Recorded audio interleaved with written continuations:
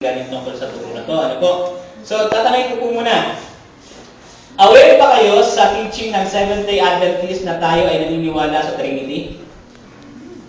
Taas ng kamay yung aware. Okay? Amen? Okay? Yung iba, aware ba kayo naniniwala tayo sa Trinity? Okay lang, kahit hindi. Basta taas ng kamay. Okay, yung iba, nahihiya lang. So, pag sinabi natin Diyos, ano yung pumapasok sa inyong isipan pag narinig natin yung salitang God, Diyos, Lord? Ilan sila?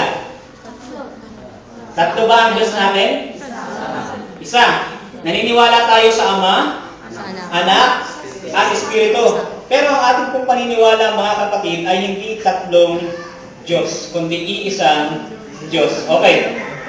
Siguro i-discuss ko muna ng kaunti kung ano yung hindi konsepto ng Trinity.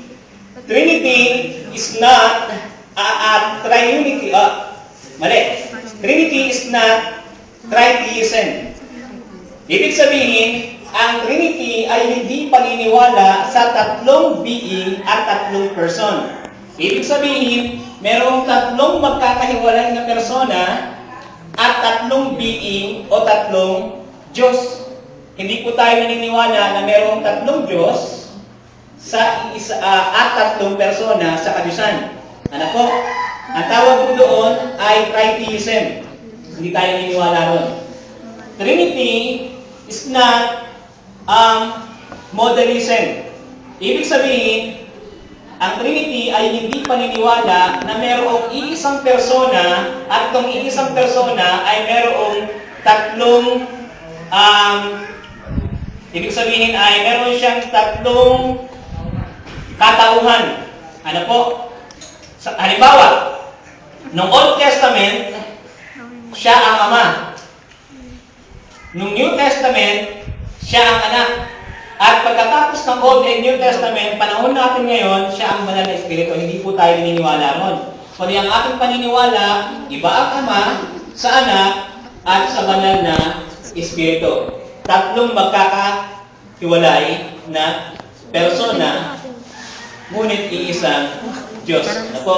Ngayon, ano ba ang Trinity? Ang Trinity po ay ang paniniwala na mayroong iisang Diyos. Take note ang Trinity ay paniniwala na mayroong iisang Diyos at ang iisang Diyos na ito ay ang tatlong magkakahiwalay na persona. One God, one being, one nature, but three in person. Ibig po sabihin, sila ay iisa lamang sa kanilang nature. Nakukuha nyo? Ang tatlong magkakahiwalay na persona na ito ay iisa sa kanilang essence, sa kanilang nature, sa kanilang likas. Ano ba yung kanilang likas? Sila ay Diyos. Para mas madaling unawain, si Brother Marlo, si Brother Dave, at ako, magkakahiwalay na persona, tama? Pero yung aming likas, yung aming nature, kami ay human nature. Iisa yung aming nature. Ano? Yung nature namin ang iisa, hindi yung katawan, ha? So, three distinct person, magkakahiwalay kami, ano? Pero iisa yung aming nature. Ganun din sa Diyos, sa kadyusan. Isa ang kanilang being, isa ang kanilang essence, isa ang kanilang nature, pero yung persona nila magkakahiwalay. Ibig sabihin, sila ay pantay-pantay pagdating sa pagka-Diyos nila. Ano po? So, meron ba tayong patunay sa Biblia na nagtuturo ng Trinity? Sa Genesis chapter 1, verse 26, gusto kong buksan niyo ang Bible ninyo para makita natin ito. Genesis chapter 1, verse 26, ito ang sabi, pansinin nyo ha. At sinabi ng Diyos, lalangin natin ang tao. Etong talatang ito ay hindi nagpapakita ng Trinity. Kundi ang pinapakita ng talata ay pagdating sa kadyusan, more than one. Plurality ang pinapakita nito. Although hindi pa binabanggit yung tatlo, pero pinapakita sa atin na hindi lamang isa. Pansinin. At sinabi ng Diyos, lalangin natin Pag sinabing natin, ilan yun? Isa lang? More than one, di ba? Lalangin natin ang tao sa ating larawan ayon sa ating wangis. At pag binaba natin sa verse 27, yung nagsasalitang atin, natin, yung nagsasalitang Diyos nito, sa verse 26, ito sabi. At 27, at nilalang ng Diyos ang tao ayon sa kanyang larawan. Nakuha nyo? From plurality, yung larawan pala na binabanggit doon nung Diyos na nagsasabing natin ay iisang larawan lamang, iisang kaanyuan lamang. Kaya, binabanggit sa verse 27, at nilang ng Diyos ang tao ayon sa kanyang sariling larawan.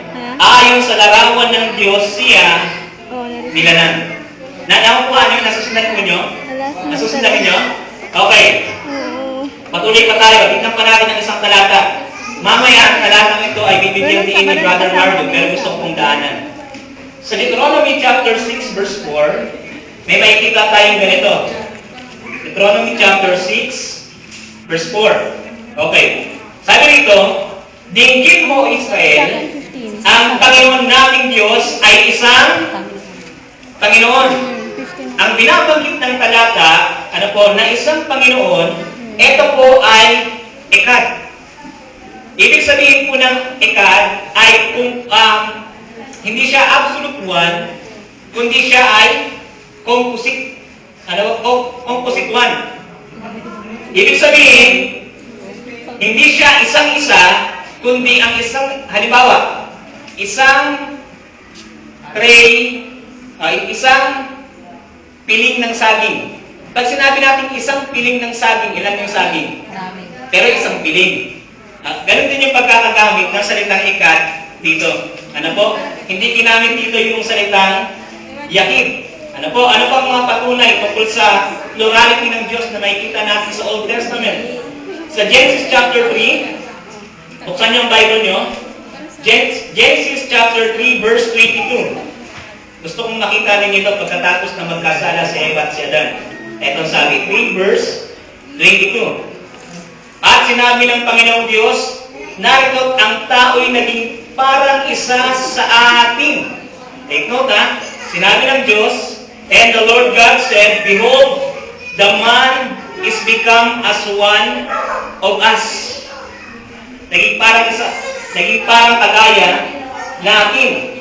Okay. 11 verse 7 ng Genesis, ganito naman ang ating mababasa. 11 verse 7, halika kayo, sabi ng Panginoon to tayo bumaba niyan, ay ating guluhin ang kanilang wika. Sabi, ating guluhin ang kanilang wika. Na anupat sila'y huwag magkatalastas sa kanilang salita. So, nagkakaroon na tayo ngayon ng picture na ang Diyos sa Old Testament, bagamat binabanggit na isa, ay hindi siya talaga actual o absolute na isa. Ano po, kundi merong plurality sa kadyusan. Ngayon, tignan pa natin ang isang talatang ito sa Isaiah 6, verse 8. Ang sabi sa Isaiah chapter 6, verse 8, ay nagtatanong ang Panginoon kay Isaiah. Sabi, 6 verse 8, at narinig ko ang tinig ng Panginoon, sabi ni Isaiah ito na nagsasabi, sinong susubuin ko at sinong yayaon sa ganang amin. Sa English, also I heard the voice of the Lord saying, whom shall I send and who will go for us? Sabi ng ilan, ay, ang kausap din ng Panginoon, angel. Pero, kung ating papansinin, hindi maaaring anghel ang kanyang kausap. Bakit? Sapagkat lumalabas na ang Diyos, o ang ating Panginoon, ay kinakailangan pa niya na humingi ng counseling sa kanyang mga creature. Pero sa Isaiah chapter 40, verse 13 hanggang 14, hindi ito maaari. Ano po? Kaya lumalabas lamang na ang kausap ng Diyos sa Isaiah chapter 6 verse 8 ay ay ang kapwa niya, Diyos. Ngayon, paano natin nasabi na ang Diyos ay Trinity? Gayong wala namang binabanggit sa Old Testament na Father, Son, and Holy Spirit. Alam niyo po, naniniwala tayo na pagdating sa truth, ang katotohanan po ay progressive. Ibig sabihin, lumalago. Kaya sa New Testament, kung nabasa niyo ang pangyayari sa buhay ni Jesus Christ, sa Matthew chapter 3, verse 16, hanggang 17, nakikita natin yung binautismuhan si Kristo. Okay, sino po nakita? Matthew chapter 3, verse 16, hanggang 17. Okay, nakita ata ni Kuya eh. Pwedeng pabasa? Sige nga. Verse 16 muna. Nang mabautismuhan si Jesus, kaagad siya umahon sa tubig at nabuksan sa kanya ang kalangitan at nakita niya ang Espiritu ng Diyos na bumababang tulad sa isang kalapati at lumalapag sa kanya. Okay, 17. Sinasabi ng isang tinig mula sa langit, ito ang minamahal kong anak sa kanya, ako lubos na nalulubog. Okay, pansinin po ninyo ha. Sino yung binautismuhan? Ano yung nakita ni Kristo na parang kalapate? Spirit. Ang banal na Espiritu. Sino yung nagsasalita? Diyos. Ang Ama. So, ibig sabihin, nagkakaroon tayo ng picture ngayon na ang Diyos na binabanggit sa Old Testament ay sinusuportahan ng Matthew chapter 3 na ito yung anak, na kung saan ang anak ay existed doon, ang Holy Spirit ay lumalapag na gaya ng kalapati at ang tinig, ang Ama. Ano pa? Ngayon, sabi sa John chapter 10, verse 31, sige po, buksan po natin ang ating Bible. 10:31 ng John, binabanggit dyan, sabi ni Kristo, ako at ang Ama ay iisa. So, ibig sabihin, si Kristo mismo, kanyang inilalagay, nakapantay ang kanyang sarili sa Ama. Pagdating sa Kadiyusan. Ngayon, sa Acts chapter 5 naman, verse 3 hanggang 4, gusto ko rin makita nyo ito. Acts chapter 5, verse 3 hanggang 4, ganito ang sabi, pakinggan nyo maigi ha. Datapwat sinabi ni Pedro, Ananias, bakit pinuspos ni Satanas ang iyong puso upang magsinungaling sa Espiritu Santo? Take note. Si Ananias, nagsisinungaling sa Espiritu Santo upang maglingid ng isang bahagi ng halaga ng lupa. Verse 4, nang yaoy nananatili pa, hindi ba yaoy nananatiling iyong sarili? At nang may pagbili na, hindi ba nasa iyo rin kapangyarihan? Ano't iniisip mo pa ang mga bagay na ito sa iyong puso? Hindi ka nagsinungaling sa mga tao, kundi sa Diyos. Dito, maliwanag sa verse 3, nagsinungaling si Ananias sa Holy Spirit. Pero sa verse 4, nilinaw na yung kanyang pinagsinungalingan ay ang Diyos. Ito po yung picture. Sa Bible, binabanggit ang Ama bilang Diyos. Ang Anak bilang Diyos. Ang Santong Espiritu bilang Diyos. So, ibig sabihin, ang binabanggit ng Bible sa Old Testament na iisang Diyos ay ang Ama, Anak, at Banal na Espiritu. Hindi po natin pwedeng sabihin, paano yung tatlo yan eh? Kasi 1 plus 1 plus 1 equals 3. Pero meron po tayong solution dyan. Kasi hindi naman nila ginamit ang addition. Kundi ang kanilang ginamit ay multiplication. 1 to the third power. 1 times 1 times 1 equals 1. 3 distinct person, but 1 in nature. Naupuha nyo? Nasusundan nyo ha? Ito pa. Para mas maintindihan natin, Matthew chapter 28, verse 19. Para mas maintindihan natin. Ito yung gusto kong pansinin ninyo. Sabi rito, dahil dito, 28:19, dahil dito, magsiyaon nga kayo at gawin ninyong mga alagad ang lahat ng mga bansa na sila'y inyong bautismuhan sa mga pangalan, basahin nga. Sa mga pangalan ba? Nang. Sa pangalan ng. Hindi sinabing sa pangalan ng mga. Okay? Sabi, sa pangalan ng Ama at ng Anak at ng Espiritu Santo. Bagamat tatlong pangalan yan, hindi sinabi na sa mga pangalan ng Ama, ng Anak at ng Espiritu Santo, kundi sa pangalan ng Ama. So, ibig sabihin, merong iisang pangalan na sumasaklaw sa kanilang tatlo. At ang pangalang yun ay ang kanilang pagiging Diyos. O, ang Ama, sa Old Testament, tinatawag na Yahweh. Ang Anak, tinatawag ng Yahweh, maging sa Old Testament, maging ang banal na Espiritu. So sa makatuwid, meron tayong mga talata ngayon na nagpapakita sa atin kung ano nga ba ang likas ng ating Diyos na sinasamba. Ano po? Ngayon, paano naging isa ang tatlong ito? Naalala niyo po yung kinasal ng Diyos, ang lalaki at babae? Sila ay naging ilan? Isang laman. Ano po? So, kaya hindi imposible sa tatlong persona na ito na tinatawag ng Biblia na Diyos na maging isang Diyos. Ano po?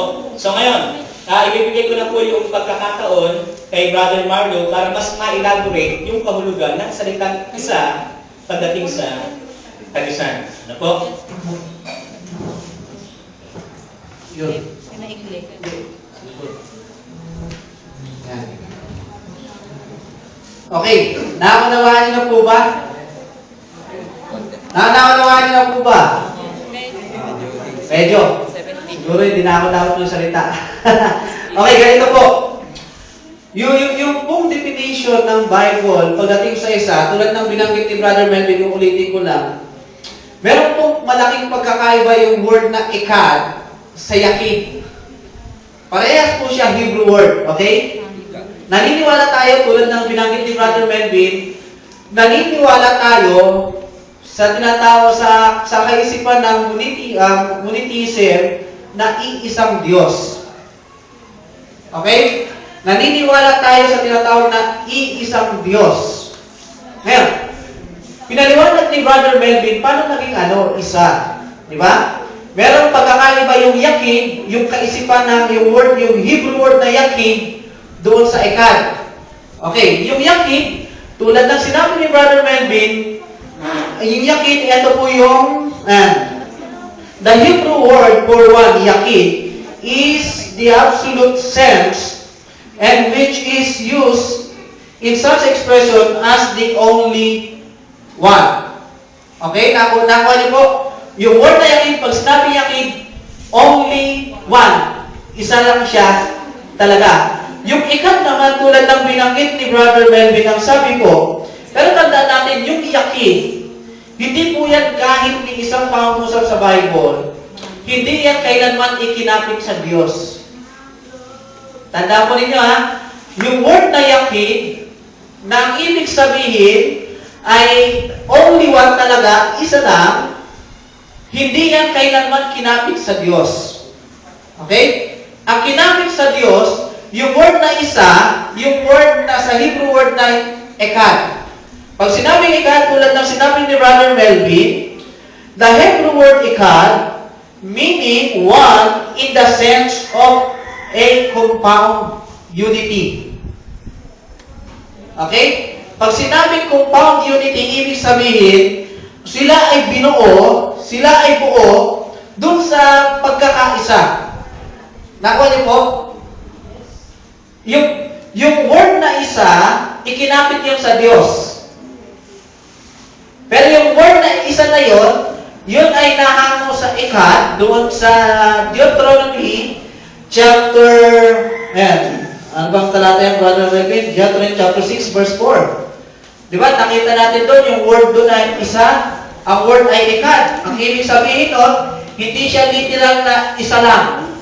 Kundi ang ibig sabihin, compound unity. Siya ay pinagsama-sama na isa lang yung sense. Okay? Nakuha po ninyo? Makikita po natin sa Bible, tulad ng binanggit ni Brother Melvin, ilang talata yung kanyang ibinako. Na mula pa sa Old Testament, bagamat yung word po na Trinity, Brother Melvin, bagamat hindi natin makikita siya sa Bible, pero doon pa lang sa Old Testament, makikita natin yung kanyang essence ay umiiral na. Tulad ng binanggit ni Brother Melvin, doon pa lang sa aklat ng Genesis, di ba? Lalaki natin, tapos tayo bumaba, tapos yung sinabi niya sa aklat ng Isaias, sagalang amin. Ibig sabihin, meron talaga siyang kasama. Okay? Ngayon, ang sabi po dito, first, in the plural names of deity, yung pong tinatawag na Elohim. Okay? Yung pong salitang Diyos, yung pong salitang Elohim, o yung Diyos, ang sabi dito, the divine name God is a plural word. Plural pronouns and use of God. Ang sabi po dito, the Hebrew word for God ay Elohim. Okay? Kapag po pinag-uusapan, pag pinag-uusapan yung salitang Diyos, doon pa lang sa aklat ng Genesis, Brother Melvin, ang ginamit doon na Hebrew word ay Elohim. Ibig sabihin po ng Elohim, used most frequently in the plural form. Ibig sabihin, pagparamihan, kaya doon pa lang sa aklat ng Genesis, halika lalaki natin. Yung word po na natin. Okay? First, in the plural names of deity, Elohim. Second, ang sabi, pronouns used in the deity sa Genesis chapter 1, 26, yung binanggit ni Brother Melvin, 11:7, and Isaiah chapter 6, verse 8. At yung pangatlo po yung pong tinatawag na theophanies. Pag sinabi pong theophanies, God's appeared. Okay? Theo means God. And panis, ibig sabihin, iba pa yung epiphanies sa theophanies. Okay? Yung epiphanies kasi kinapit yung kay Kristo. Okay? Yung theophanies, ibig sabihin po, nahayag yung Diyos. Theophanies. Tulad na lamang po yung nasa aklat ng Genesis chapter 16, and then Genesis chapter 18. Makikita po natin dyan, nahayag ang Diyos sa pamamagitan ng anghel. Yung angels of the Lord. Pang-apat po, yung pong tinatawag na the work of the Holy Spirit. Kaya tandaan po natin, hindi siya makikita natin, hindi talaga siya isa lang.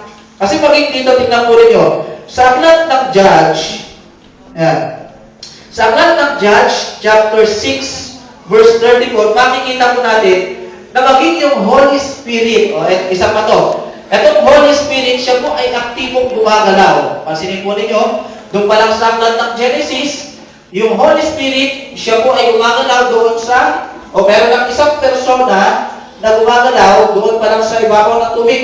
Pagdating sa Judge, sige po, kung kayo po may mga Bible, Judge, chapter 6, verse 34.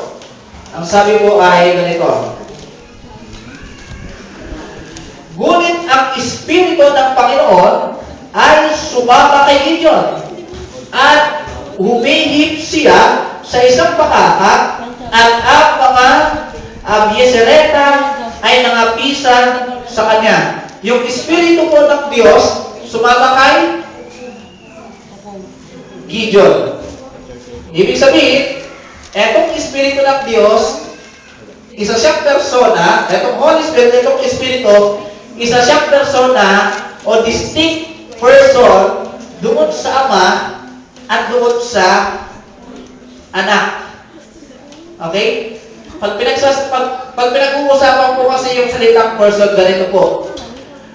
Ito po yung word ng person, distinct person, ibig sabihin, magkakaiba sila ng persona.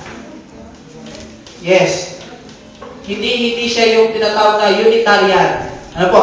Hindi siya yung Ama, siya yung Anak, siya yung Ama, siya yung Holy Spirit, siya yung Ama, o yung Anak.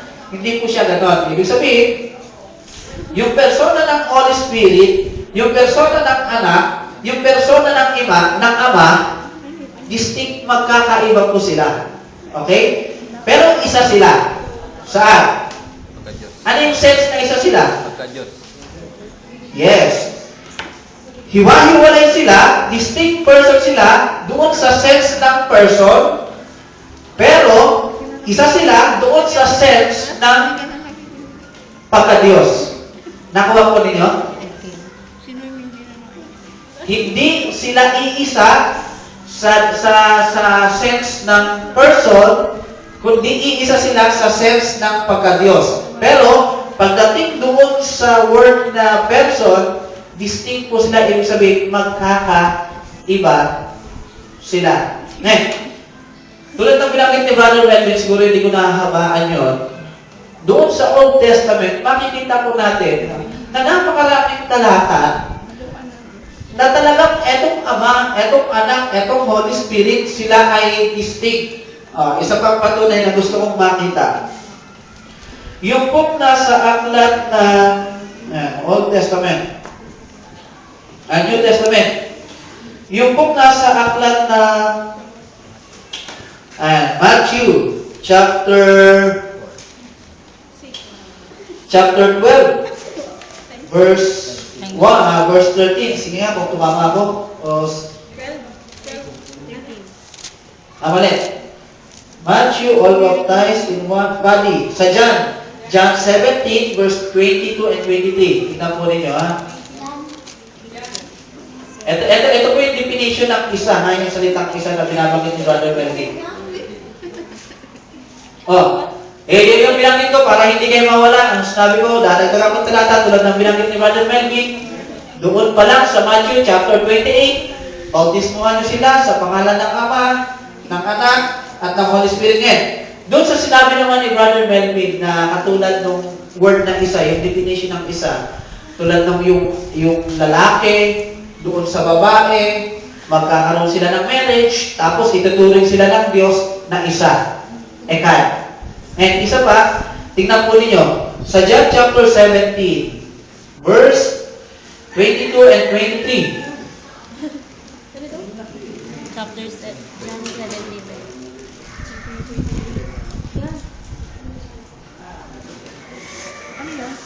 Ito po, ang sabi, upang silang lahat ay maging isa, na gaya mo, Ama, sa akin, at ako'y sa iyo, na sila na may sumahati, upang ang sanlibutan ay sumampalataya na ako'y sinugo mo.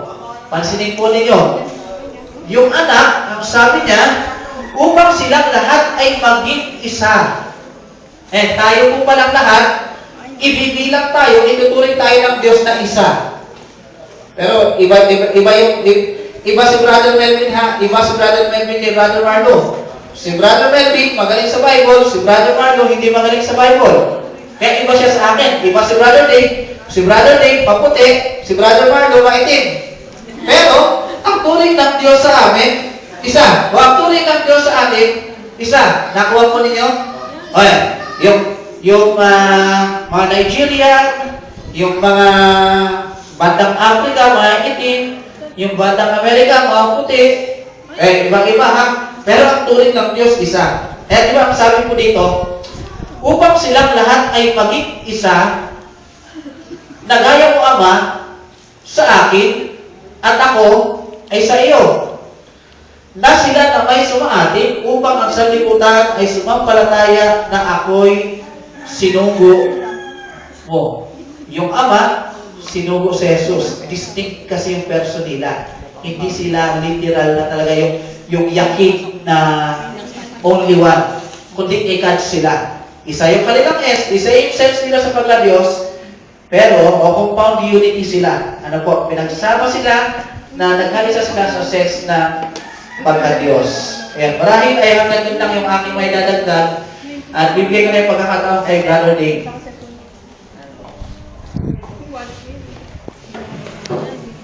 Sige po, magandang hapon po ulit. Magandang hapon po, mga kapatid. Magandang hapon.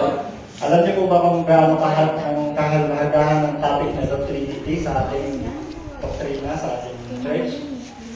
Alam niyo po sa mga nag-aaral ng mga Bible ng maraming mga denomination ay sapagkat hindi nila nababasa yung salitang Trinity, ay hindi na ito totoo.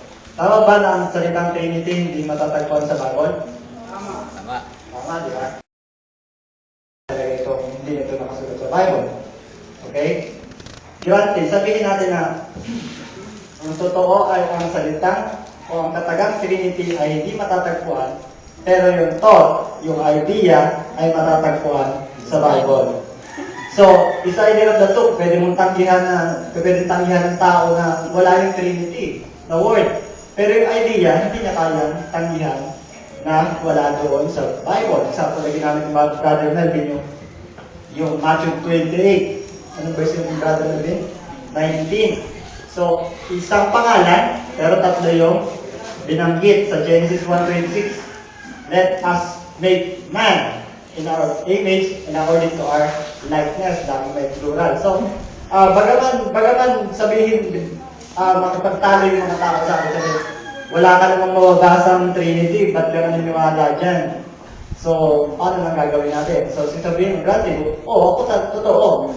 Kaya ko aminin, kaya kong tanggapin na yung salita, walang yung Trinity. Pero ikaw, hindi mo kaya tanggapin na yung thought, yung idea, ay nasa Bible. So doon na tayo kung sino malalaman, kung sino yung naniniwala sa Bible. Kasi yung salitang Trinity, ito ay dinidescribe niya lang kung ano yung talagang tinuturo, is revelation noong nasa Bible. Halimbawa, example natin,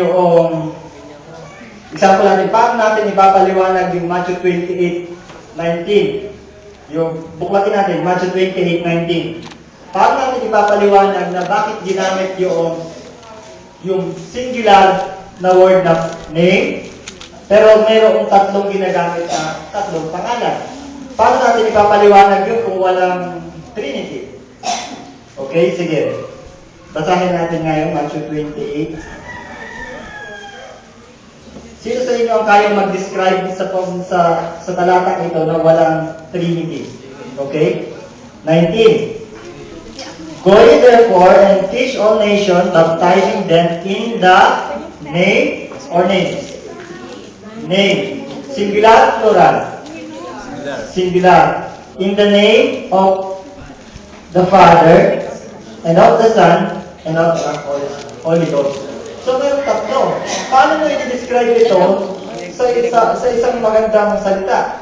Paano mo i-describe na may tatlo na may isa? O sige, ayaw ng Trinity. O sige, merong isa na tatlo. Ayaw ng salitang Trinity, ayaw ng tanggapin, di ba? O dito sa verse na ito, merong isa na tatlo. Tama ba? Ayaw ng tanggapin kasi hindi nakasulat. O sige, tanggapin natin yung Matthew 28:19. Isa na pangalan na may tatlo na persona. So dito sinasama yung salitang Trinity. Kaya nabuo yung salitang Trinity. Okay, now, pagdating naman sa the persons of the Trinity have different primary function in relating to the Word.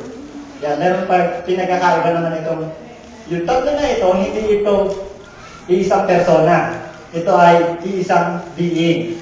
Magkaiba po yun. Kung sinabi tatlong persona at iisang being, magkaiba yun. Now, yung Ama, hindi anak. Yung anak, hindi yung Holy Spirit. At yung Holy Spirit naman, hindi rin yung anak at hindi rin siya yung ama. Okay, magkakaiba sila. Pero, hindi ito tatlo na to, hiwalay-hiwalay na Diyos. Sila ay iisa. Okay. Sa creation, sa John 1:3, mapapansin niyo yung kanilang function, yung ama yung nag-command na gawin yung, basahin natin yung John 1:3. John 1:3. Yung ama yung nag-command na gawin yung sanlibutan, yung anak yung kumilos. Yung nagsagawa ng kinumand ng ama. So bakit hindi yung anak ang nag-command at yung ama ang naggawa? So meron silang tinatawag dito na yung relationship, yung order kung paano sila kumikilos. John 1 verse 3. And all things were made by Him. Ito yung Him, si Jesus. And without Him was not anything made that was made. Okay, magkaiba, no? Bakit hindi yung Holy Spirit yung nag-command at yung anak at yung ama yung kumilos sa paggawa? Okay? Now sa creation, ganun din. Sino ang nag-send sa anak? Ama. Okay, ano naman ang function ng Holy Spirit? Salvation. Sa redemption. Siya yung nagsasanctify. Okay, bakit hindi yung Holy Spirit ang nagsugod sa anak at ba't hindi Holy Spirit yung nagsugod sa ama at yung ama rin yung namatay? Bakit hindi ganon, di ba? So, meron silang order. Meron po silang relationship. Now, basahin natin itong mga talatang ito. So, sa Colossians 1:6.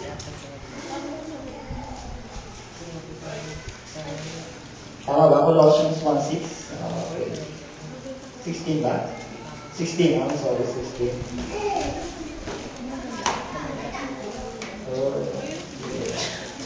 Colossians 1:16. Okay, sabi po dito, for by Him were all things created that are in heaven and that are in earth, visible and invisible, whether they be thrones or dominions or principalities or powers, all things were created by Him and for Him. So ito palang function ng anak, siya pala yung gumagawa kung ano yung ikinukuman ng ama.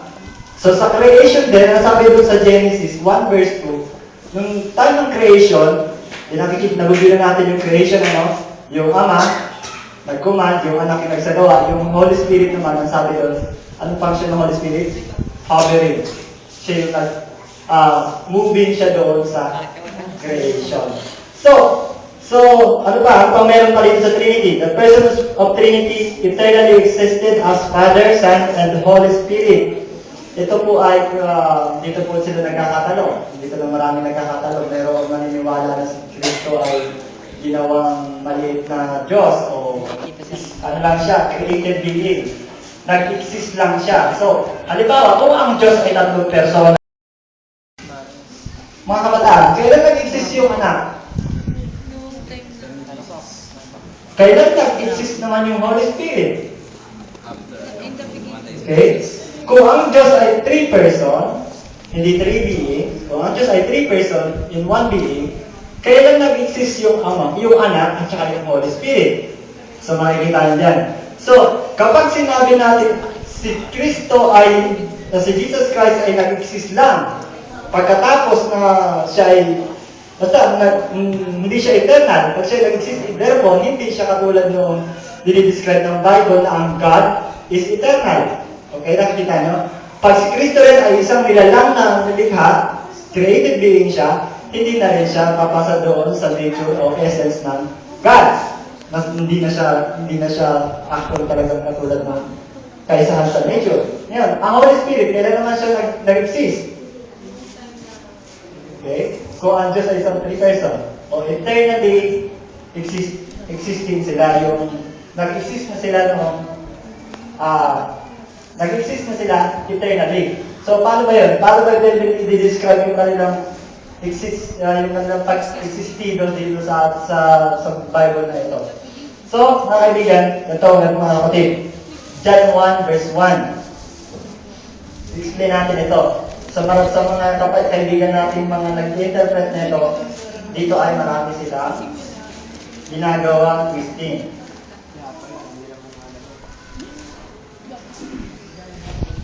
John 1 verse 1. In the beginning, pakibasa nga dyan sa Nicole. Sino may Bible dyan? John 1 verse 1. Jacob. John 1 verse 1. Kami na lang.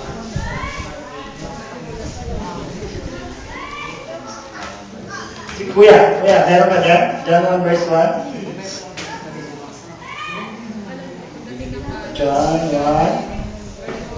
Okay, John 1 verse 1.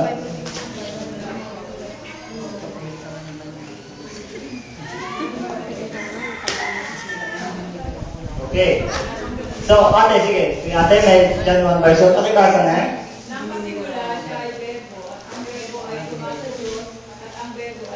Okay, ilang terasa ang binabanggit dyan? Yung verbo ay sumasa Diyos, sabi dito, at ang verbo ay Diyos. Okay, ang sabi ng iba dyan, yung verbo daw, plano. Pero pag binasa natin ang kompleto dyan, yung context na yung verbo dyan, yung logos sa Greek, yan ay si Jesus Christ. Now, ang sabi nila, yung verbo dyan ay plano, nasa isip lang ng Panginoon. Pero actually, hindi pwede na magiging ano, kasi masisira yung pag binasa niyo yan sa Greek, makikita niyo yan ay hindi lang basta plano. Kasi ang plano ay hindi na kapag babasahin ko nga, tingnan mo yung ating Greek.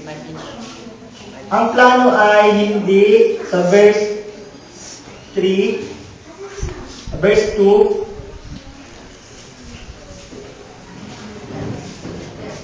ito rin ang pasimula ay suma sa Diyos. Okay? With God. Ang pagkakaiba ng kaisipan ang verbo ay, ang logos ay kaisipan o isang plano, yung plano nasa loob ng Diyos, nasa isip ng Diyos. Pero yung salitang ginamit dito ay with God, hindi in God. Hindi sinabi ng verse na in the beginning the word was in God. Hindi ganon. Hindi nasa loob ng Diyos. Kundi in the beginning the word was with God. Kasama niya parang ganito. In the beginning of this lecture, Melvin was with me. Okay? Kasama ko si Melvin, pero si Melvin hindi nasa sa loob ko. Kasi kung nasa sa loob si Melvin, ang gagamitin na word ay in. Sa Greek ay en. So, mapapansin nyo agad yung pagkakaiba. Ano pa yung pagkakaiba nila? Na hindi ito ang maaaring isang plano. Yung dito ay yung salitang en. Yung isa pang word na ginamit dito ay yung pag-exist niya ay hindi passive existing. Parang nag-exist siya dahil may sumusuporta sa kanya. Yung kanyang pag-exist ay active. Pag sinabing active, hindi siya dumidepende sa kanyang pag-exist. Katulad natin, ang ating nature ng existence natin, nakuha kami sa word existence. Yung ating nature ng ating existence ay nakadepende sa Diyos. Pag nawala ang Diyos, wala tayo. Laho tayo, di ba? Yung pag-exist ng word na ito, itong logos na ito, ay hindi passive, kundi active. Pag sinabing active, siya ay hindi nakadepende yung kanyang pag-exist dito. Hindi nakadepende sa kung sino man, kundi kaya niyang mag-exist sa kanyang sarili. Okay, ano pa? Ano pang marami dito kung maaari kong madagdag? John 1:14, malinaw na ba mga kapatid kung sino yung logos dyan, yung verbo, yung Tagalog? Pakibasa natin yung sa John 1:14. Kaya mga kapatid, yung likas ni Kristo, yung nature ni Jesus Christ, ay napakalaking part sa pagkaintindi natin sa Trinity. Kapag ang nature ni Jesus Christ ay hindi natin naintindihan, masisira na yung salitang Trinity, hindi natin ito kaya i-prove.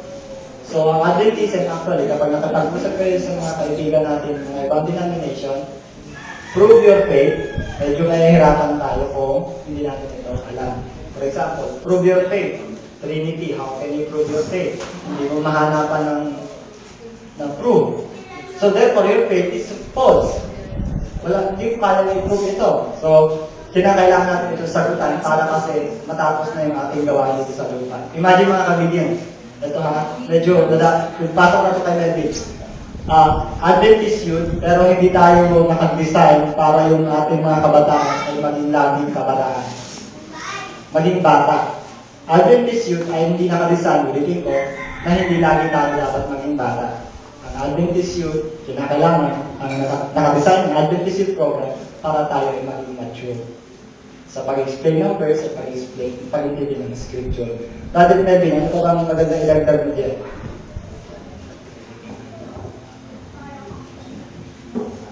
Okay.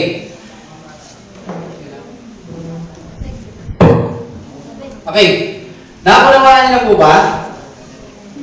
Konti. Okay, sige po. Para lubusan yung maunawaan, eto na po yung part nyo, magtanong po kayo ng magtanong para lubusan yung maunawaan. O nga naman kasi, miski ako nung una, Brother Melvin, nung nag-aaralan ko to, miski ako gulong-gulong. Kahit na inilecture sa akin, gulo-gulo, pero the more na ikaw ay nagtatanong, nakikita mo yung sagot, the more na mas lalong lumalalim yung ating pundasyon pagdating sa aral na ito. Okay, sino po? May mga tanong? Sige po, isa-isa. Katulad kung mananalangin kayo, di ba? Pag tinawag ko ang Diyos, tawag ko doon sa pagkalangin. Secret ba? Or ano ba? Pag nanalangin tayo, di ba? Diyos namin. Sino ang tinatawag natin? Brother Melvin, mukhang yung tanong na yun ay personal question. Ano po? Kapag tinatawag mo ang Diyos, kapag ikay nananalangin o ama namin, o amang Diyos, o Diyos, sino yung tinutukoy mo doon? Pag tinawag mo Diyos, tatlo eh. Sabihin, pag nanalangin ka, sa tatlong Diyos ka tumatawag. Okay. Hindi na kasi Ganito po. Bago ko pasagutin si Brother Melvin, tulad ko lang sinabi ko, yung pong tanong, personal. Paano po yun? Nakadepende sa iyo kung ikay nananalangin kung sino yung tinutukoy mo. Okay? Kunyari, Ama, tinukoy mo yung Ama.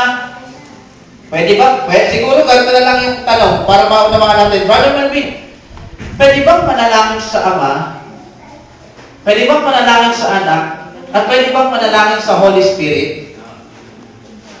Ayan. Meron bang talata na pwedeng manalangin sa Holy Spirit? Yan siguro yung tanong mo, Brother Melvin, para makuha natin. Kasi, kung katulad ng tanong kanina, dahil Brother Melvin, 3 distinct persons sila, kapag ako lang nalangin, kanino pwede? Sige, si Brother Dave, sasagutin po. So, ganda po yung tanong, ano, pag nanalangin tayo, di ba? So, tulungan niyo po ako, sa aking exam, sa aking problema. So, sino ba yung na-address natin? Inaalam natin kung sino yung na-address natin. Ulitin ko, pre. Adventist ay hindi naniniwala po sa tatlong Diyos. Okay? Tayo po ang naniniwala sa isang Diyos. Pero may person. So, kapag tayo ay mag-pray, katulad sa creation, katulad ng yung order nila, una, katulad ng example ni Jesus Christ, yung example niya ng prayer, magsipanalangin niya kayo ng ganito, Ama namin, sumasalangit ka. So, tingnan natin yung order ha. Ang prayer ay na-address natin sa Ama, nag-mediate naman yung Anak para matanggap yung ating prayer. At the same time, ang sabi ng Bible, hindi tayo marunong magsipanalangin, kundi ang Holy Spirit mismo ang namamagitan sa atin para ma-express natin yung ating talagang dapat na ipanalangin. Ganun yung description ng Bible eh. Hindi tayo marunong manalangin sa ating sarili. Hindi ko lang patagpuan yung best brother na hindi siguro parang mamaya. So ganun yun. Yung ating prayer, at ang naka-address yan, sama, yung Anak naman, para masagot ito, nag-mediate siya doon kasi we are sinful. Makasalanan tayo mga kapatid. Hindi natin kaya kumbaga sa makapag-request ng parang yung sarili natin katwiran at iharap natin sa Diyos na makakahinig tayo sa ayon sa ating katwiran, sa ating kabaitan, hindi natin magagawa. Kasi nga nagkasala tayo, nahiwalay tayo sa Diyos. Pero dahil nga tayo ay merong request, yung Anak ay namamagitan doon. Yung katwiran ni Kristo yung iniharap niya para masagot naman natin. Pero bago nakarating yung prayer na yun doon sa Ama, yung Holy Spirit meron ding function. Okay? So, hindi tayo nag-pray sa... Pero tika lang mga kapatid, medyo maganda yung tanong ni Kuya. Maganda talaga yung tanong ni Kuya. Paano naging mali? Panginoon namin Diyos. Yung address mo, gano'n ang pagkakasang mo. Isa rin mali. Kailangan tayo siguro Ama namin banal. Hindi naman. Pangalan na yun. Kung pwedeng ina-address mo na kasi Ama namin Diyos, pwedeng Ama. Kasi yung Panginoon Diyos, kasi yung Holy Spirit, Panginoon yan, tinatawag na Panginoon. Yung si Jesus Christ sa Bible, tinatawag rin Panginoon. Ang na tinatawag rin Panginoon. So, yung Diyos ay yung Diyos, in-address din yan sa Ama. Diyos, ginamit din yan sa Anak. Diyos, ginamit din yan sa Holy Spirit. So, kapag sinabi natin Diyos, paano ba natin i-ano yun? Ibig ba sabihin na kung saan napupunta yun? Kuya? Paano nararamdaman nyo ba pag sinabi mong Diyos, baka sa Anak napunta yun ha? Hindi mo mga kapatid. So, Kaya nga, lumalapit tayo sa Diyos. Sabi nga ng Hebreo 4, lumalapit tayo sa luklukan ng Diyos kung saan natin namamagitan si Kristo. So, make sure mga kapatid, kapag nag-pray tayo siguro, ay kung meron tayong sincere na prayer doon sa Diyos, na kung saan naman namamagitan sa luklukan ng biyaya Panginoon, doon sa Diyos, pero yung address natin na hindi natin binabaliwala yung ministry ni Jesus Christ. So, kagaya nga nito mga kapatid, meron nag-pray ng ganito.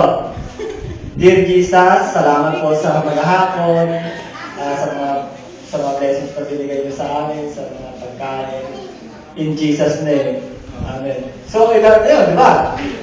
Dear Jesus, in Jesus' name again. So, kaya nga sabi ni Jesus Christ, sabi ng mga apostles kay Jesus Christ, Lord, teach us how to pray. Di ba? Meron doon sa talata, hinihiling ng mga alagad at turuan sila ng manalangin. So, sabi ni Jesus Christ, sa kanya binigay ng the Lord's Prayer. Paano tayo mananalangin? Okay, Brother Melvin. Opo, so malinaw po yung sinabi sa akin ni Brother Dave, ano po. So, ang may dadagdag ko na lamang po mga kapatid ay, kung halimbawa sa ating pananalangin ay kumatawag tayo, Panginoon, maraming pong salamat. Alam niyo po, kung ang inyong panalangin ay sincere, naiintindihan na ng Diyos yun. So, hindi na natin puro-puro yung limahin, ayun na kaya ang sumasagot na nakakarinig. Pero alam niyo po, sa Bible, tama po yung binanggit kanina sa atin ni Brother Dave, na meron silang goal na ginagampanan sa bawat tao na nanalangin. Nagturo si Kristo, manalangin. Sabi niya, Ama namin. So, tumatawag siya sa Ama. Ngayon, yung binanggit po sa atin ni Brother Dave na ang Holy Spirit ay meron pong role na ginagampanan, may kita po natin sa Romans 8:26, ito po ang sabi, at gayon din naman ang Espiritu ay tumutulong sa ating kahinaan sapagkat hindi tayo marunong manalangin na nararapat. Ngunit ang Espiritu rin ang namamagitan dahil sa atin sa mga hidik na hindi maisa-isay sa panalangin. Ibig sabihin, ang Holy Spirit tumutulong sa atin upang ating maibulalas yung mga bagay-bagay na hindi natin masabi sa ating panalangin. Ngayon, paano naman kay Kristo? Sa John chapter 14 verse 13 hanggang 14, binabanggit na ni Kristo na kung kayo ay hihingi sa Ama ay sa pamamagitan ng pangalan ko. Kaya sa prayer din natin kung minsan, tinatapos natin palagi at hinihingi natin sa matamis na pangalan ni Jesus.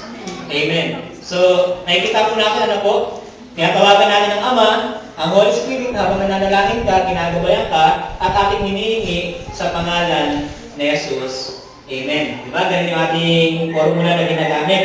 Ano pa?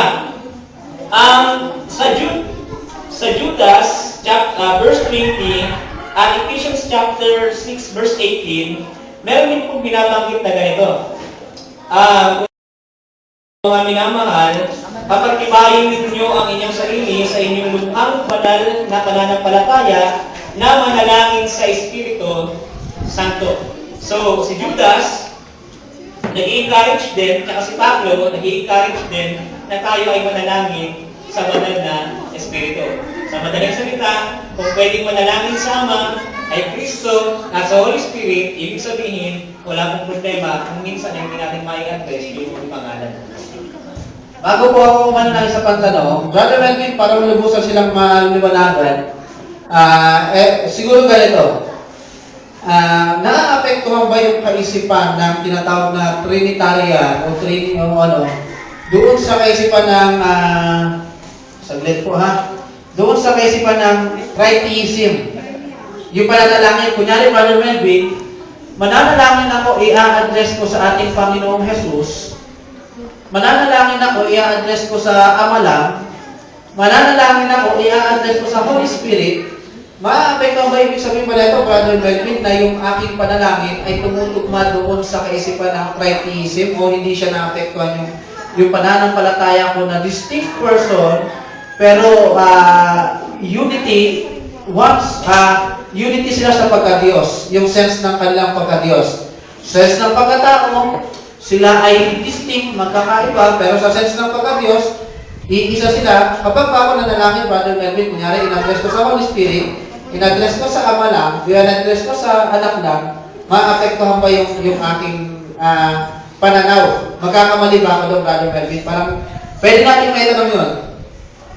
Hindi ko alam kung naintindihan ko ng magdagusan yung katanungan, ano po. Ano yun, halimbawa, mananalangin ka sa anak mo lang sasabihin. Parang gano'n.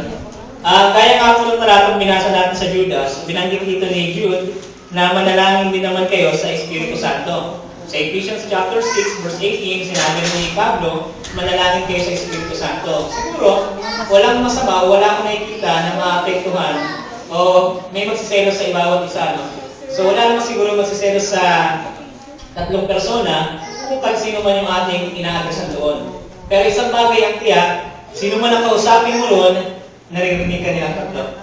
Nako. Okay, kaya ko pala na yun para doon, para mas lalong luminaw yung tanong niya, Brother Melvin. Kasi yung tanong niya, meron siyang daw, mamaya kung sino yung tinatawag ko, yung ama lang. Magsuselos ba yung anak, yung Holy Spirit. Yan, ganun po. Ito po yung naging sagot. Tandaan po natin, kahit kanino natin i-address, hindi maapektuhan yung pananaw natin doon sa word na iisa ang Diyos. Tandaan po natin, hindi po tayo papasok sa kaisipan na kahit iisip, three distinct God. Okay? Okay, tanong po. Kasi ang pinag-aralan natin dito, isa lang ang Diyos. Halimbawa, manalangin ka sa Espiritu, i-covered na yung dalawa. Sagat sila. Basta manalangin ka na, hindi masama. Siguro, tatanggapin ng Espiritu, covered na yung dalawa doon sa anak at sa ama. Kasi ang pinag-aralan natin, iisa sila. Di ba? Parang kabit-kabit. O di ba, ang Espiritu hindi makikita.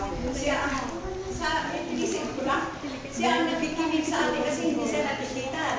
Ngayon, kung manalangin halimbawa sa Ama, ang ibig sabihin, nandito rin ang Espiritu kasi iba ang pinag-aralan natin, isa lang sila. O di ba? Parang covered na silang lahat. Kung manalangin, kung tatawagin mo yung isa, hindi ikaw na silang tatlo, di ba? Di isa ang tatlong persona, isa ang pagka-Diyos, di ba? Di, halimbawa, parang nauga silang lahat, natawag mo yung isa, silang lahat ang magdalo, di ba? Halimbawa, yung halimbawa, Ama,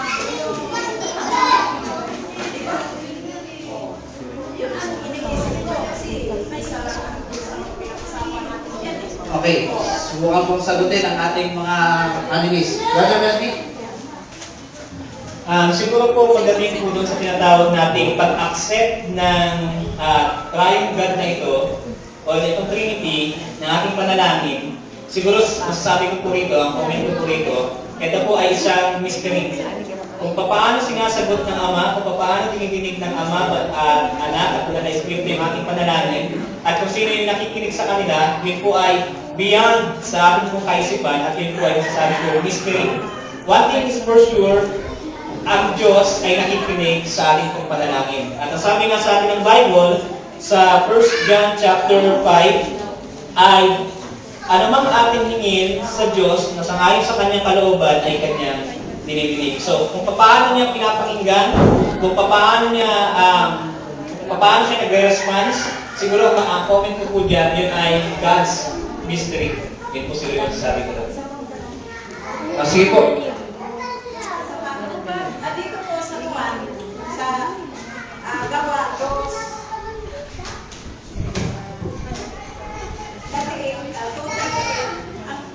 ito pa ho'y magkakaiba. Kasi ang sabi ko sa Matthew 28:19, ang sabi, magbautismo kayo sa pangalan ng Ama, Anak, at Espiritu Santo. Pero nakakaiba ito sa Gawa. Sabi nito, magsisi kayo at mga bautismo sa bawat isa sa inyo sa pangalan ni Kristo sa ikapagpatawad ng inyong mga kasalanan at tanggapin ninyo ang kaloob ng Espiritu Santo. Mayroon pang pagkakaiba yan. Okay.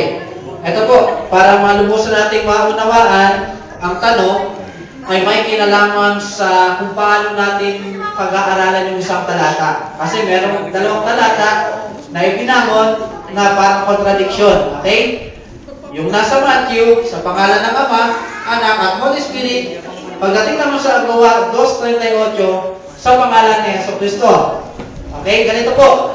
Para lubusan natin maunawaan, may kinalaman siya doon sa tinatawag na hermeneutics. yung art kung paano natin pag-aaralan yung talata, okay? Yung biblical text. And Brother Melvin, ano po yung ating making po ng sagot? O Brother Dave, meron ka na bang sagot? Brother Melvin. Tanda po natin ano po, nung binigay ni Kristo yung formula ng baptism, ang kanya po ang sinabi sa Matthew chapter 28 verse 19 ay baptizing them in the name of the Father, Son, and the Holy Spirit. So yun po yung formula. Yung binabanggit po sa Acts chapter 2 verse 38, ito po ay hindi na yung formula, kundi tapos na yung baptism.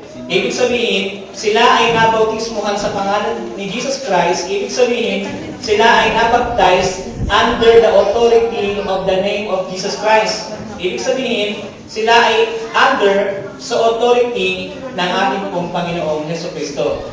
Hindi ibig sabihin na yun yung formulang ginamit. Parang ganito. Sabi ng isang pulis sa isang magnanakaw, inaaresto kita sa pangalan ng batas.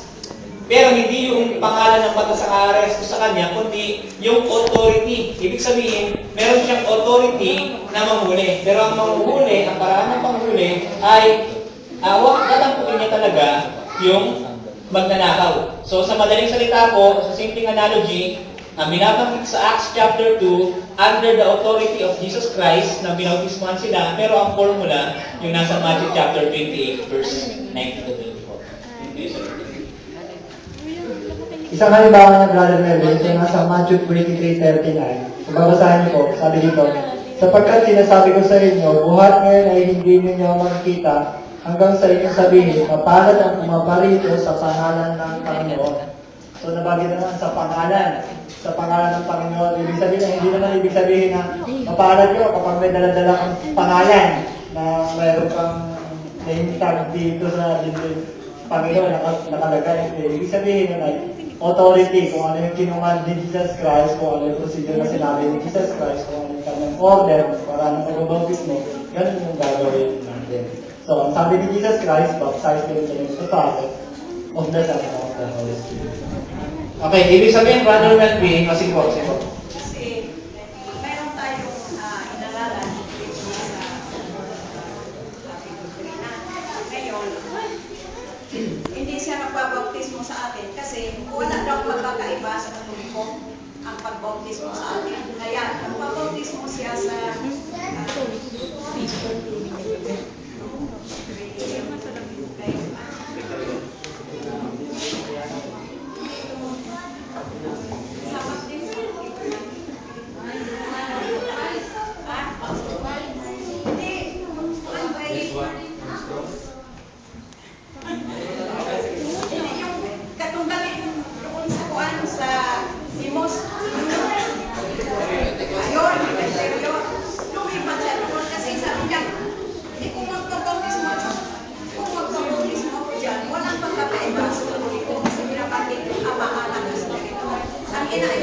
umayaw siya sa Katoliko, tapos ganun din ang pagbautismo ng sa atin. Kaya lumipat siya kay Period kasi ang bautismo ni Period sa magsisisi kayo, bautismo siya kay Jesucristo. Jesucristo sila naniwala.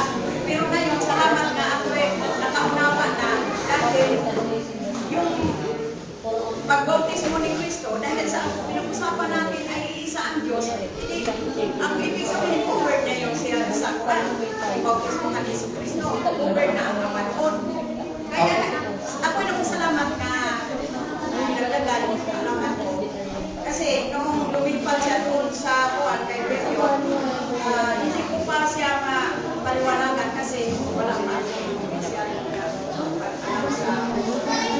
Okay, ganito po ha, tulad ng pinanggit ni Brother Melvin, yung pong pattern ng pagbabautismo sa pangalan ng Ama, ng Anak, ng Holy Spirit, yung po yung pattern. Etong talatang ito na nasa Acts chapter 2 verse 38, hindi siya panibagong pattern. Okay? Kasi po, yung pattern na yon nagawa na.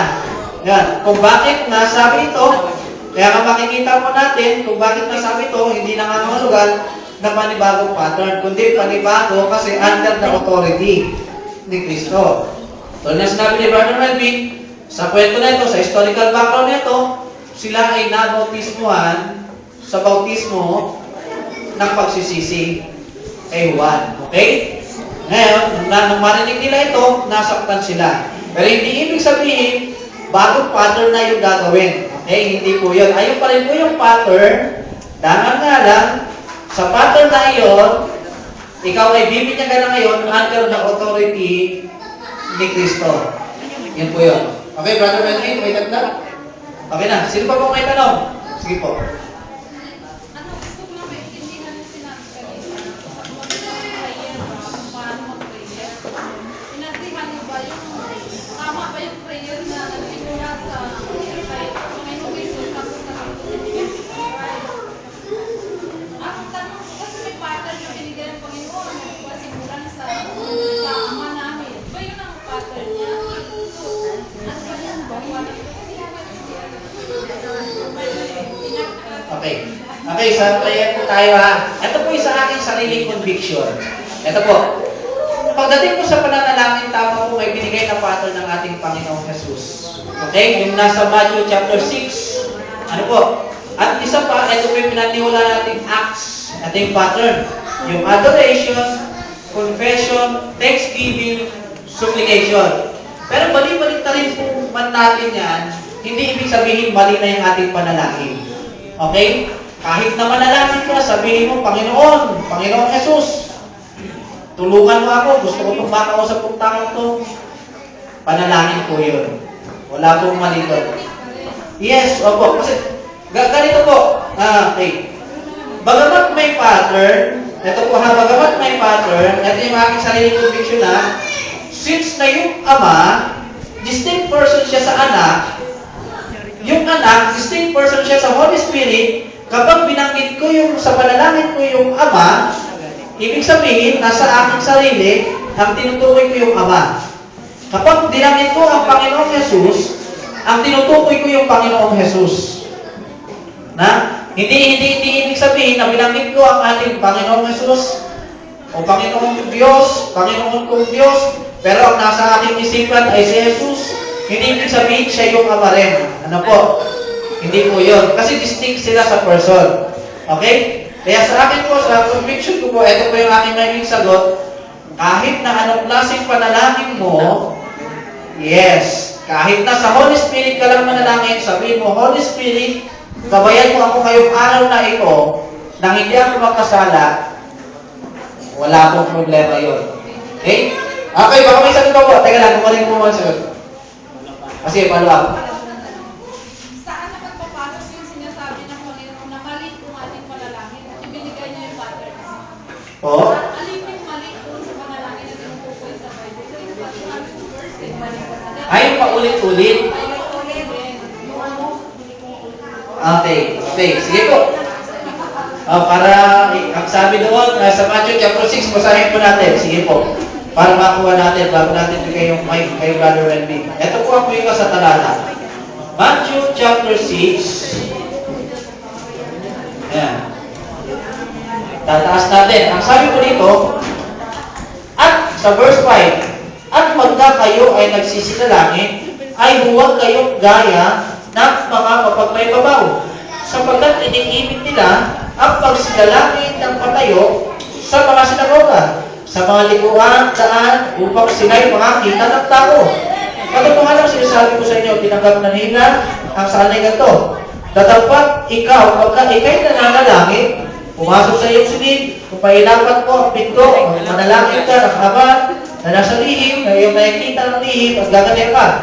At sa panalangin ninyo, ay huwag gamitin ang walang kabuluhang paulit-ulit na gaya ng ginagawa ng mahimil, sapagkat iniisip nila dahil sa kanilang maraming kakasalita ay biringin sila. Ibig sabihin, eto po, yung contention po dito sa talata, sinabi ng ating Panginoong Jesus, huwag kayong mananalangin ng paulit-ulit na gaya ng sa hintil na ginagawa na inaakala nila sa maraming kakasalita, paulit-ulit, dinindig sila. Okay? Ayun po yung contention, ayun po yung nagiging Brother Melvin. Okay po. So, kung atin din po papansinin mga kapatid sa Bible, ang panalangin na sinasaway ng ating Panginoon ay yung kagaya ng panalangin ng mga Pariseo na nakatayo sila, Pagkatapos ay sinasabi nila, Panginoon, maraming salamat at hindi ako kagaya nito na makasalanan. Yung isa naman, ang panalangin niya, Panginoon, patawarin niyo ako, makasalanan ako. Dinadagukan pa yung kanyang ligdig. Ibig sabihin, kung sincere yung panalangin mo, bakit hindi tatanggapin ng Panginoon yun? Ano po? So yun po yung ating nakikita. Ang ayaw ng Panginoon na panalangin, yung panalangin na mayroong pagpapaimbabaw. Lalabas ka ng bahay, doon ka sa tapat ng pintuan. Panginoon, maraming salamat sapagkat napakabuti ko at ang mga kapitbahay uubod na sa sama. Bakit po yung gano'n? No? Kung gaya na tayo ng Pariseo nun. Ngayon, ang binabanggit po natin naman kanina, na bakit namin nasabi yung pangalan ng ating Panginoon Jesus, sapagkat siya rin po mismo yung nagsabi na anuman ang inyong hingin sa pamamagitan ng aking pangalan ay ibibigay sa inyo ng Ama. Basahin po natin yung John chapter 14 verse 13. Ano po? Ito po yung sabi kasi. At anumang inyong hingin sa aking pangalan ay yaon ang aking gagawin upang ang Ama ay lumuwalhati sa Anak. Kung kayo magsisingi ng anuman sa pangalan ko ay yaon ang aking gagawin. Ano po? So makikita po natin na kaya po natin nagamit o na-adapt yung paraan na yun na tinatapos natin sa pangalan ng ating Panginoong Jesucristo. Pero huwag po tayong mag-alala. Kung sakali man nasabihin natin, Lord, hindi ako marunong manalangin. Ang banal na Espiritu, tutulungan ka habang ikay nananalangin kung paano mo maibubalalas yung mga salita na hindi mo mabigkas. Hindi mo man mabigkas, ang banal na Espiritu ay tumutulong upang tignan ang puso mo at malaman kung ano yung nais mo bang sabihin bagamat hindi mo masabi. Yun po yung masasabi ko sa bagay. Baka si Brother Dick, meron ka nagdagan. Sige, gusto ko lang, nais ko lang, consider natin yung bagamat ang sila tatlong person na hindi po sila hiwa-hiwalay sa kalusan. So, maaaring maapektuhan ng prayer natin, hindi gano'n. So, pag pray tayo, pwede nyo pong kausapin si Jesus kasi sa distinct person. Di ba may gano'n tayo, yung kantang, kanina naisip ko yung kantang para lang kay Jesus. Yung kausapin natin siya na just as we are. Meron gano'n. So, si Jesus, pwede po natin siya, your Jesus is a friend, is a friend next to you. So, si Jesus, pwede natin kausapin, Lord, no problem. Parang kaibigan. So, walang problema yun. Kung ang Holy Spirit na nakikipag-usap sa atin, kagaya ng Pedro, kinakausap siya, pwede rin na natin kausapin.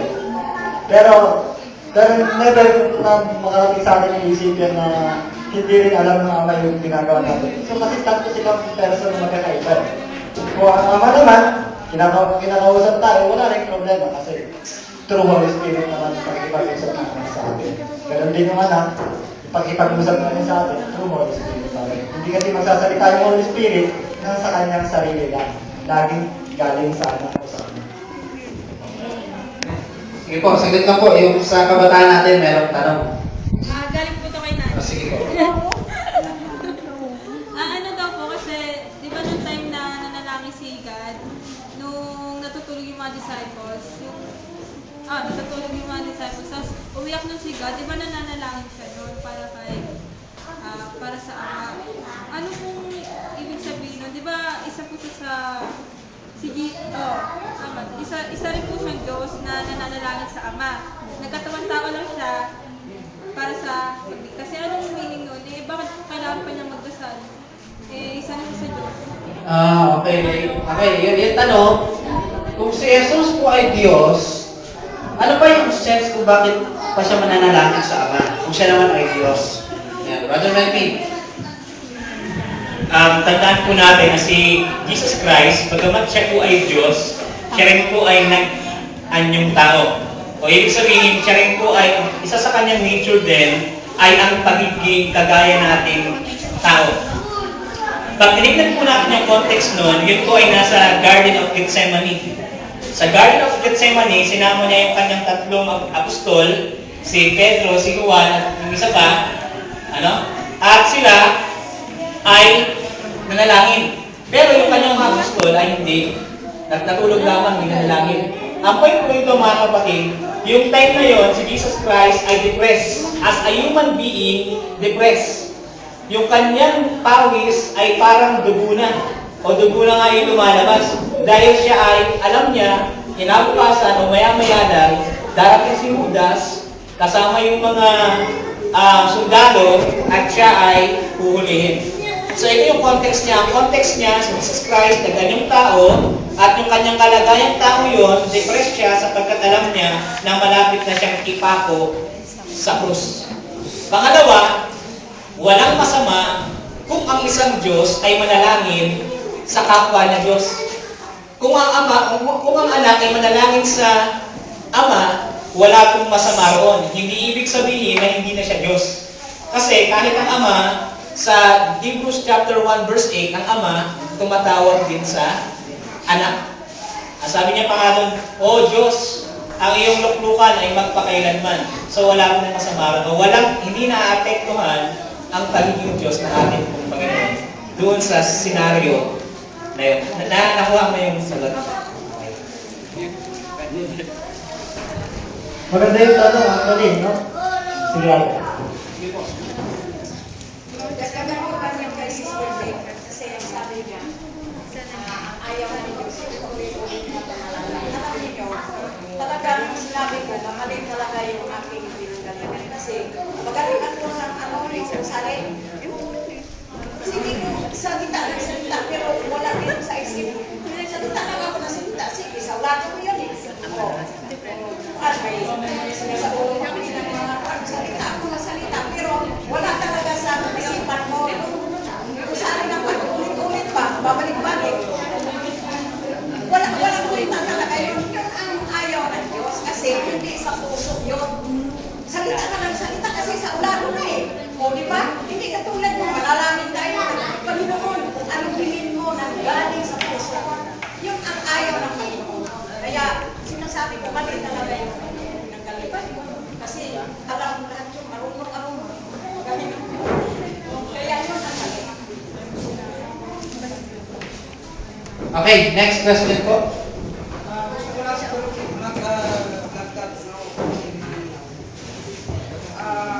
naisip kasi natin, hindi natin ng isang tao. Ang pagka-Diyos ng ating Panginoon ay hindi natin matarong ng ating pag-iisip. Kaya ang bago natin kasahin ng ulan natin na akutin kung ano yung kalagayan ng ating Panginoon. Ang ating dependan kung ano yung sinasabi doon sa panalangin sa bata. At doon sa panalangin, ito ay dagdag na bago tayo magsalita sa panalangin natin, alam na ng Diyos kung ano ang sasabihin niya. Nakahanda yung sa aking nakahanda yung tingin yung babat panalangin na sasabihin natin. Ang Diyos Ama, ang anak, na siya yung mediator, sabi at itong banal na Espiritu, siya yung tumutulong sa atin para sabihin, may sabi natin, dapat itong nating panalangin na hindi natin masabi sa sarili natin. Dahil sabi nga, hindi na tayo marunong panalangin, diba? So, sa pagbawag panalangin natin, silang tatlo ay gumagawa. Sila ang tumutupad sa bawat panalangin na pinagulalas natin. Kanino man naka-address ito, silang tatlo. Okay, meron pa pong tanong? Sige po, tanong. Yes, mga kabataan, sige tayo. Sige, kami na magtatanong kung wala kayong tanong. O sige, ang tanong ko sa inyo mga kabataan, ano yung kadalasan tinatanong sa inyo ng iba? Pagdating sa inyong pananampalataya. Kahit, libitahan natin ang maganda yun. Babalikan namin yan siguro mga next Sabbath. Pero ngayon, yung sa kadyusan, siguro, yan ang lagi natatanong sa inyo. Ano yung mga natatanong sa inyo tungkol sa inyong pananampalataya, tungkol sa inyong paniniwala? Sabihin mo daw para sasagutin namin. Wala? Okay?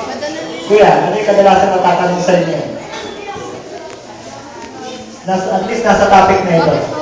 Tapos may na-encounter ako na may narinig gusto niya may tanong, may iyalang siya eh.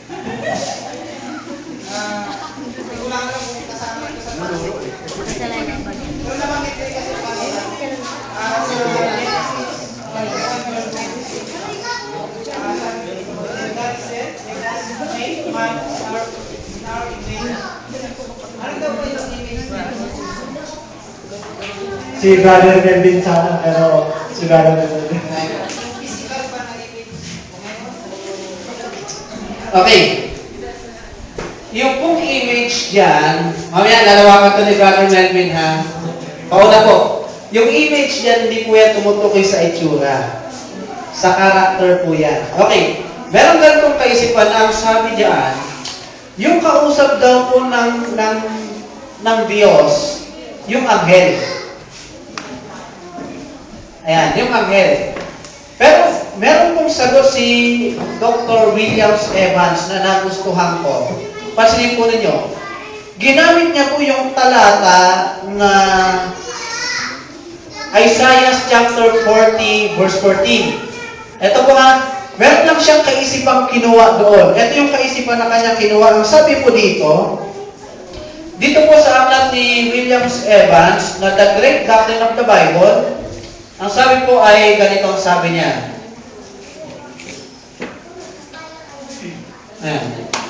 Let us make man refers to God's consultation with the angels. Ang sabi ng iba, with whom He takes counsel before He does anything of importance. Ayun po yan. Ang sabi ng iba, ang Diyos nagkaroon pa ng consultation sa anghel, kung anghel ito, na hindi na lang natin. Ano po?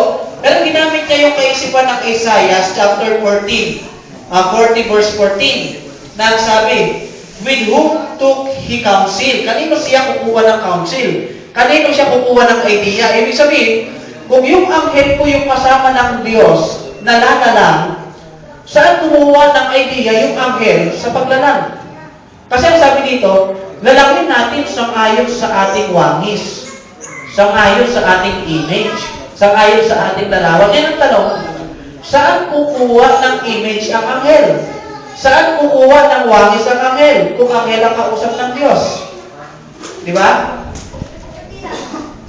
Ang sabi po dito, show that such is not the case, and Genesis chapter 1 verse 27 contradicts this idea, for it repeats the statement in the image of God. Kumukontra po siya doon sa salitang image of God. Ang sabi po dito niya dito, ayan, not in the image of an angel, also that God created man in His own image. Hindi sa image ng anghel. Kasi kung gano'n po, ng Diyos ay anghel sa paglalang, ibig sabihin, yung taong nilalang ng Diyos, may image ng anghel. Saan kumuha ng image ng anghel? Saan siya magkakaroon ng idea? Diba? Kaya, magiging contradict po siya, magiging foul po siya.